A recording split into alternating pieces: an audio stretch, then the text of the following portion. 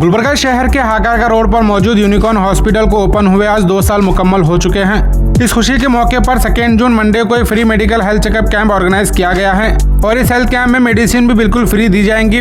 और सिर्फ इतना ही नहीं, इस कैंप के जरिए आप जनरल हेल्थ चेकअप, बीपी और sugar test, thyroid, fasting lipid profile, ECG और जॉइंट पेन, ये तमाम टेस्ट जिनका असल प्राइस 1500 रुपए होता है, 2nd एनिवर्सरी स्पेशल ऑफर के तहत सिर्फ 500 रुपए में किए जाएंगे। यानी आपको इन सभी टेस्ट पर 1000 रुपए का जबरदस्त डिस्काउंट मिलेगा।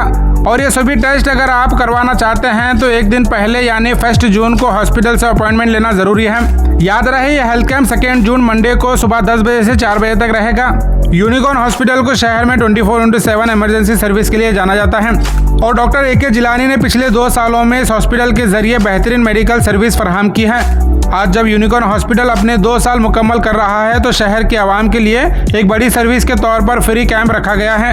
डॉक्टर ए के जिलानी ने शहर के आवाम से गुजारिश की है कि 2 जून मंडे को हागारगा रोड पर मिलन फंक्शन हॉल के करीब मौजूद यूनिकॉर्न हॉस्पिटल को जरूर विजिट करें और इस हेल्थ कैंप से फायदा हासिल करें।